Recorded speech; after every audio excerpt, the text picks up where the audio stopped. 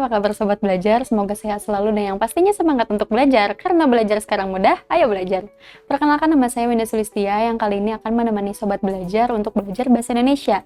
Nah, kali ini apa sih kira-kira topik yang akan kita bahas? Nah, saya akan membocorkan sedikit mengenai judulnya, yaitu filateli dan juga filatelis. Nah, Sobat Belajar udah pernah dengar gak sih istilah ini gitu? Kalau memang belum pernah, kita akan bahas setelah ini ya. Jangan kemana-mana, karena belajar sekarang mudah, ayo belajar.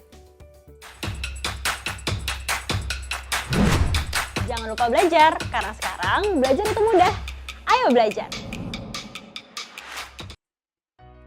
Oke Sobat Belajar, nah sesuai dengan judul yang tadi sudah dibocorkan sebelumnya, yaitu filateli dan juga filatelis. Kira-kira apa ya ini filateli dan juga filatelis? Nah, kaitannya juga dengan apa? Nah, jadi untuk membahas filateli dan filatelis ini adalah sebuah hobi gitu ya, sebuah hobi yang mengoleksi sesuatu. Nah, kira-kira sesuatunya apa sih? Kita langsung bahas aja. Nah, kalau dilihat dari gambarnya, Sobat Belajar, ini kira-kira orang ini sedang apa sih? Apa yang kira-kira sedang dilihatnya gitu? Ini terlihat seperti kotak-kotak kecil ya, ada gambar-gambarnya. Tuh. Apa ya kira-kira? Nah, inilah yang disebut dengan filateli. Filateli itu untuk sebutan aktivitasnya. Kalau orangnya, filatelis gitu. Nah, jadi filateli ini Sobat Belajar sudah tahu kan? Apa sih bentuk dari gambar ini? Nah, kita perbesar ya. Nah, kira-kira apa sih ini? Yang ada gambar-gambar kayak gini, terus ada angka-angkanya, terus bentuknya ada yang persegi panjang, ada juga yang seperti ini tuh, ada yang kotak kayak gini. Ini apa sih kira-kira? Ada angkanya, ada gambarnya yang macam-macam gitu ya. Ada gambar tokoh, ada gambar pemandangan, ada gambar hewan. Nah, Sobat Belajar, ini adalah sebuah perangko. Nah, kalau memang Sobat Belajar pernah mendengar tentang perangko, ini yang biasanya ada di surat-surat ya, di luar yang digunakan untuk mengirimkan surat. Biasanya ditempelnya di amplop di bagian depannya, seperti ini ya, ada perangko kayak gitu. Nah, ini adalah filateli ataupun hobi. Jadi filateli adalah hobi mengumpulkan perangko gitu, dari yang misalnya dari yang umum sampai ke yang paling langka gitu. Jadi itu filateli ini sebuah hobi mengumpulkan perangko seperti yang dilakukan oleh orang ini. Nah, kemudian filatelis itu apa? Filatelisnya itu orangnya, orang yang hobi mengumpulkan perangko gitu. Jadi kalau hobinya atau aktivitas atau kegiatannya disebut dengan filateli, kemudian orangnya disebut dengan filatelis begitu. Nah, ini tadi perangko nih salah satu jenis bentuk perangko seperti ini ya. Ada yang menggunakan gambar tokoh, juga ada yang menggunakan gambar pemandangan, gambar hewan dan yang lain sebagainya.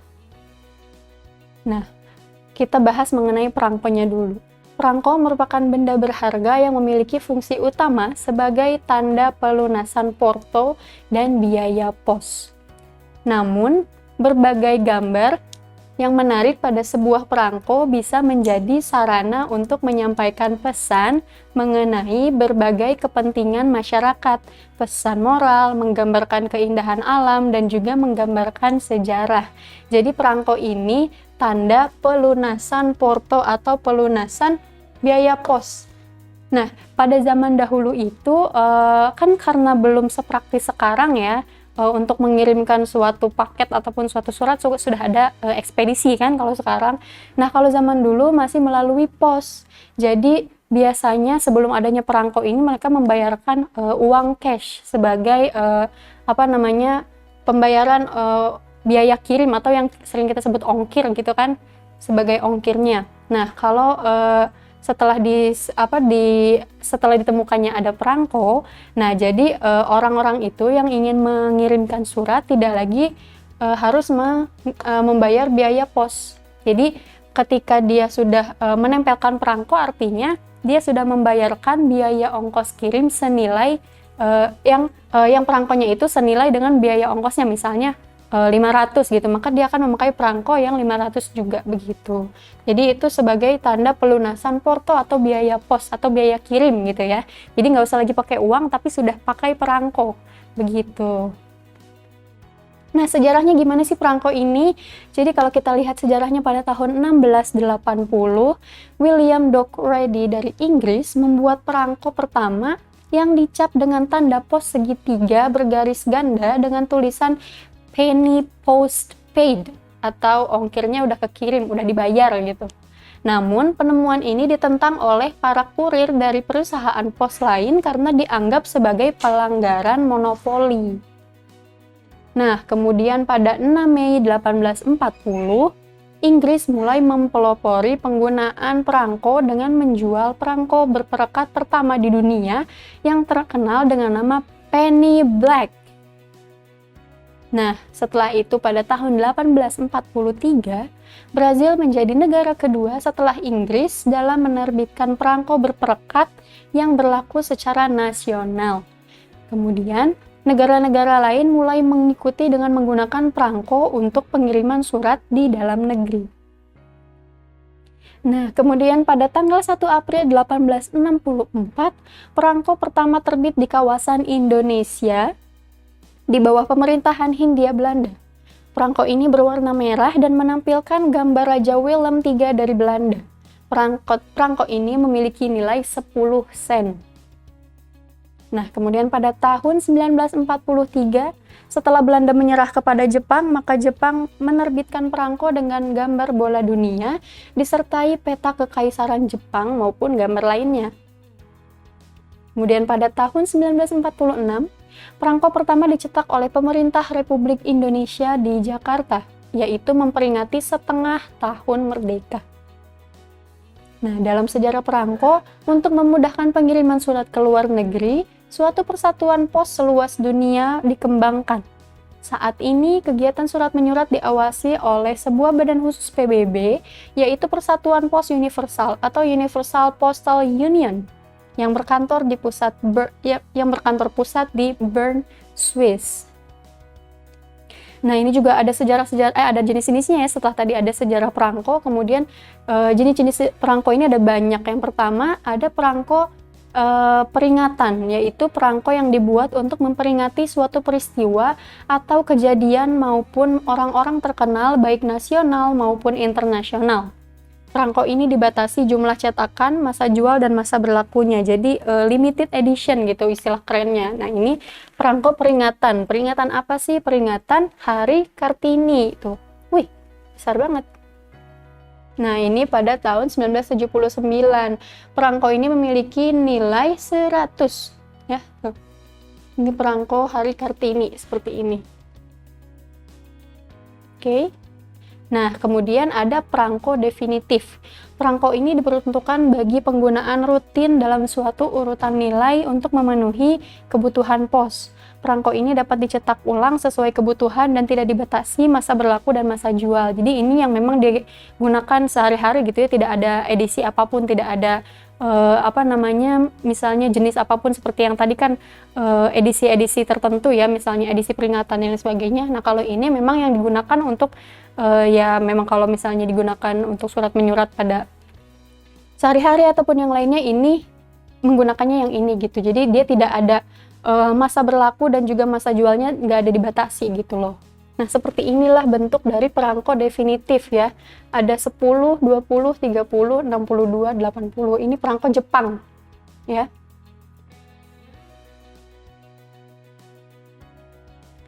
Kemudian ada perangko amal. Perangko ini diterbitkan dengan tambahan harga jual dengan tujuan menghimpun dana untuk kemanusiaan. Perangko ini dibatasi jumlah cetakan, masa jual, dan juga masa berlakunya. Contohnya seperti ini. Perangko amal hari sosial ke-8. Tuh, seperti ini ya. Seri kedua diterbitkan 10 Februari 1966.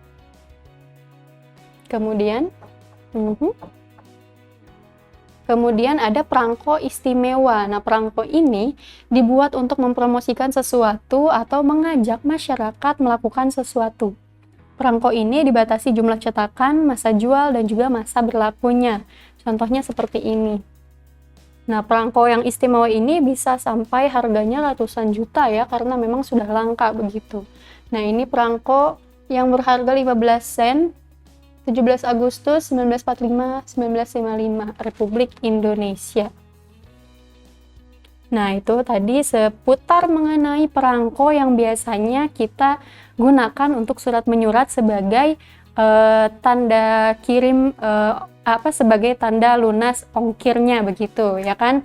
Nah, jadi kali ini kita akan membahas mengenai surat. Oke, surat apa aja sih yang akan kita bahas? Yaitu ada surat dinas atau surat resmi dan juga surat pribadi. Nah, kita mengilas balik mengenai pengertiannya, apa sih surat itu? Surat itu kalau menurut KBBI adalah kertas dan sebagainya yang bertulis atau yang memiliki berbagai-bagai isi. Surat juga dimaknai sebagai kartu atau secari kertas dan sebagainya sebagai tanda atau keterangan. Seperti surat apa sih ini, kan ada surat yang berbentuk secari kertas atau sebagainya atau bentuk kartu ya. Nah, kira-kira surat yang berbentuk kartu itu contohnya apa? Ada istilah yang kita kenal kalau sudah berumur 17 tahun kita punya apa? Punya SIM ya, atau surat izin surat izin mengemudi. Ya kan? Surat kan bisa secari kertas, bisa juga kartu. Nah, kalau yang berbentuk kartu kita kenal ada salah satunya SIM. Begitu, surat izin mengemudi gitu ya. Nah, selain sebagai sarana komunikasi, surat juga berfungsi sebagai alat untuk menyampaikan pemberitahuan, permintaan maupun permohonan, alat bukti tertulis, alat untuk mengingat, dan juga bukti historis. Gitu. Nah, kemudian kita masuk ke dalam jenis surat. Yang pertama ada surat resmi atau yang lebih disebut surat dinas.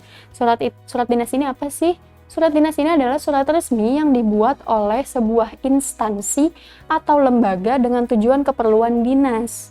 Nah, definisi surat dinas yaitu surat yang berisikan permasalahan kedinasan yang biasanya juga dibuat oleh instansi atau lembaga tertentu gitu. Jadi misal seperti perusahaan atau kantor-kantor gitu ya, pasti mereka mengeluarkan suratnya ya surat resmi atau surat dinas, bukan surat pribadi.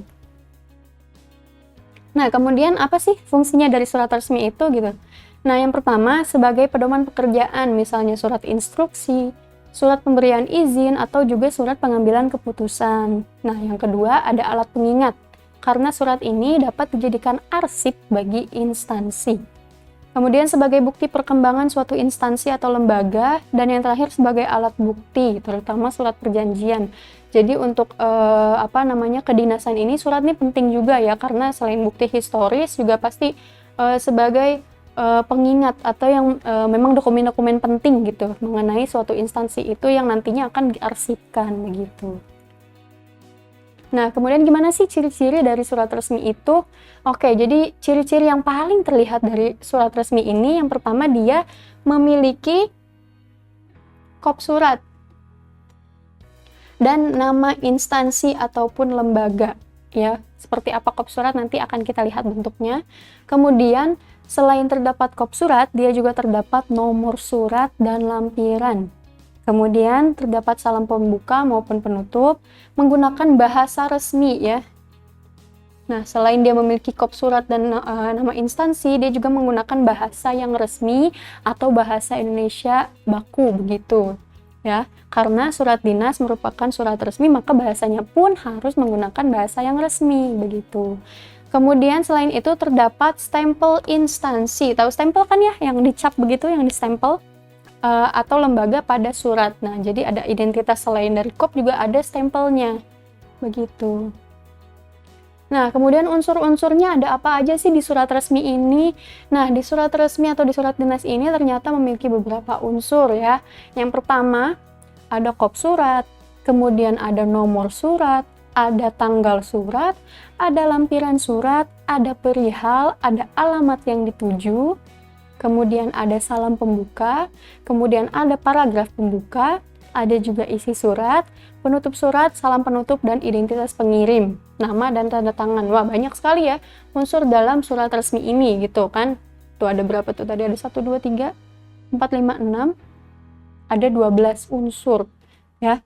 Jadi lebih terstruktur dan juga lebih mempunyai aturan sendiri untuk membuat surat resmi ini begitu kan. Tidak boleh tidak ada yang tidak ada salah satunya. Nah, kemudian gimana contoh surat resmi? Ini dia. Surat resmi contohnya seperti ini. Nah, tadi ada yang namanya KOP. Apa sih KOP itu gitu? Nah, ini adalah KOP. Ini yang di atas ini dari sini. Nah, sampai yang digariskan ini itu namanya KOP atau kepala. Ini bagian kepala surat. Nah, ya kan ada kepala surat. Di dalam kepala surat itu ada apa sih? Di dalam kepala surat itu ada nama instansi atau nama lembaga atau sebutlah perusahaan, ya. Ada nama perusahaannya. Siapa nama perusahaan di sini? Yaitu PT Prima Abadi. Nah, kemudian di dalam kop surat ini atau di kepala surat ini adalah identitas dari pengirim suratnya. Siapa yang mengirimkan surat itu? Pasti akan ditulis di paling atas. Nah, untuk mengetahui letak dan informasi detailnya, maka harus dituliskan alamat dari instansinya. Ya kan, bukan alamat surat ya, tapi alamat instansi atau alamat perusahaannya. PT Prima Abadi ini ada di mana? Oh, ada di Jalan Peleburan Raya nomor 34 Kota Semarang gitu. Juga nomor telepon yang bisa dihubungi. Nah, kemudian selain itu ada apa lagi? Ada tanggal penulisan surat. Kapan sih surat ini dituliskan atau dibuat? Yaitu 30 September 2018. Kemudian setelah tanggal ada yang namanya nomor. Nomor surat ini untuk penomorannya itu ada sistemnya sendiri dari masing-masing perusahaan ya.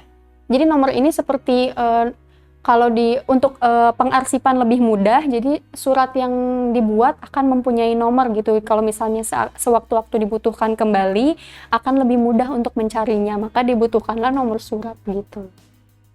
Kemudian ada hal atau perihal surat. Nah, perihal ini adalah mengenai apa sih isi dari suratnya. Nah, kalau di surat resmi ini kita bisa melihat isinya, oh ternyata undangan perusahaan rapat, berarti memang isinya juga mengenai undangan ya. Nah, tapi untuk mengetahui kalau undangan kan ada waktu, kapan sih acaranya. Nah, kita lihat di sini di isinya ada waktu, tanggal, dan tempatnya. Jadi kalau untuk mengetahui apa isinya sudah dituliskan di perihal atau hal surat ini begitu. Nah, kemudian ini apa? Ini adalah alamat yang dituju. Alamat yang dituju di dalam surat resmi ada di dalam. Nah, kok bisa di dalam sih? Terus taunya dari mana dong kita mau mengirimkan ke sini? Nah, selain dituliskan di dalam surat, juga terdapat di amplop ya, kepada siapa surat itu nanti akan diterima atau dituju gitu. Nah, untuk di alamat yang dituju di sini, ini kepada Direktur PT Prima Abadi ya, kepada siapa, kemudian misalnya nama ataupun juga jabatannya, kemudian di mana. Nah, barulah ada salam pembuka. Nah, salam pembuka untuk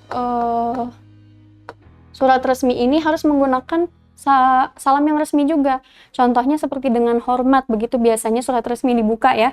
Dengan hormat, koma, baru ke sini merupakan pembuka surat. Nah, sehubungan dengan akan dilaksanakannya ini merupakan pembuka surat. Nah, barulah ini yang namanya isi. Nah, kalau surat resmi kan pasti ada demikian surat ini dibuat dan surat ini disampaikan. Nah, itu merupakan penutup surat, begitu kan? Penutup surat. Nah, hormat kami ini adalah lawannya dari salam pembuka tadi, yaitu salam penutup.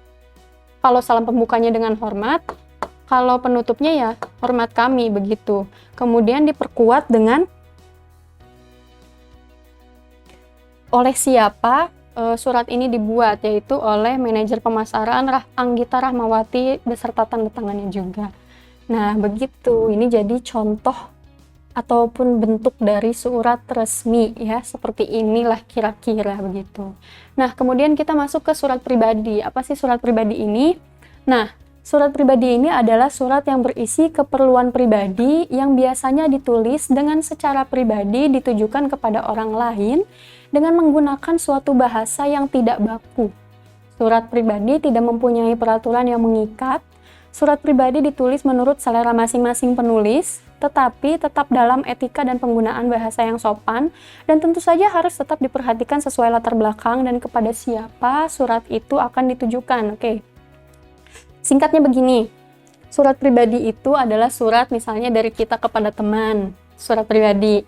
Dari kita kepada orang tua, surat pribadi. Dari kita kepada saudara, misalnya kakak atau adik, itu juga pribadi. Kemudian kalau di dalam surat pribadi ini tidak